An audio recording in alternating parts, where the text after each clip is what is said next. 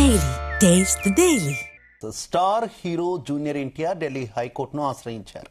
తన అనుమతి లేకుండా ఫోటో పేరు వాడుకోకుండా ఆదేశాలు ఇవ్వాలంటూ జూనియర్ ఎన్టీఆర్ పిటిషన్ వేశారు. ఈ మేరకు న్యాయస్థానం ఆదేశాలు జారీ చేసింది. ఎన్టీఆర్ చేసిన ఫిర్యాదుపై ఐటీ నిబంధనలు 2021 ప్రకారం 3 రోజుల్లో చర్యలు తీసుకోవాలని పేర్కొంది. Social media, e commerce platforms పై తగిన చర్యలు తీసుకోవాలని స్పష్టం చేసింది. అలాగే తదుపరి విచారణ ఈ నెల 22వ తేదీకి వాయిదా వేసింది. అదే రోజున సవివరమైన ఆదేశాలు జారీ చేస్తామని జస్టిస్ అరోరా చెప్పారు.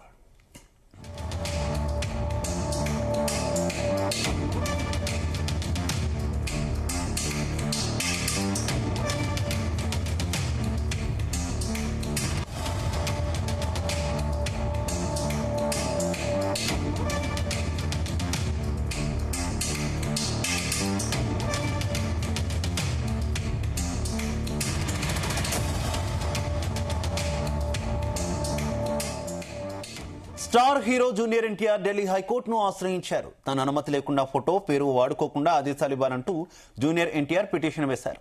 ఈ మేరకు న్యాయస్థానం ఆదేశాలు జారీ చేసింది. ఎన్టీఆర్ చేసిన ఫిర్యాదులపై ఐటీ నిబంధనలు 2021 ప్రకారం 3 రోజుల్లో చర్యలు తీసుకోవాలని పేర్కొంది. Social media, e commerce platforms పై తగిన చర్యలు తీసుకోవాలని స్పష్టం చేసింది. అలాగే తదుపరి విచారణను ఈ నెల 22వ తేదీకి వాయిదా వేసింది. అదే రోజున సవివరమైన ఆదేశాలు జారీ చేస్తామంటూ జస్టిస్ అరోరా చెప్పారు. ఇదే విషయానికి సంబంధించి మరింత ఇన్ఫర్మేషన్ మా ఫిలిం కరెస్పాండెంట్ వినోద్ అందిస్తారు. వినోద్. ప్రముఖ Telugu cinema hero junior NTR తన వ్యక్తిత్వ హక్కుల రక్షణ నిమిత్తం ఢిల్లీ హైకోర్టును ఆశ్రయించారు. తన అనుమతి లేకుండా తన ఫొటోస్ ని గాని పేరుని గాని వాడుకుంటున్నారని ఆయన ఆ పిటిషన్ లో పేర్కొన్నారు. ఆయన పిటిషన్ పై దర్యాప్తు జరిపిన హైకోర్టు ఆయన ఫిర్యాదు ప్రకారం social media, e commerce platforms తగిన చర్యలు తీసుకోవాలంటూ కూడా ఆదేశాలు అయితే జారీ చేసింది.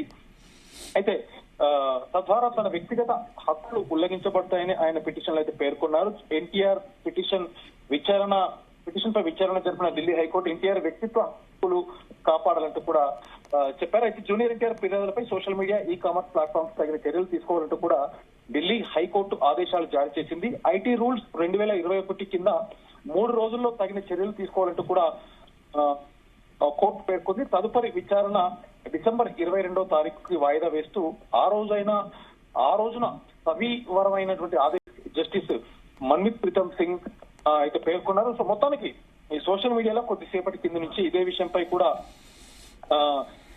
చర్చ జరుగుతుంది.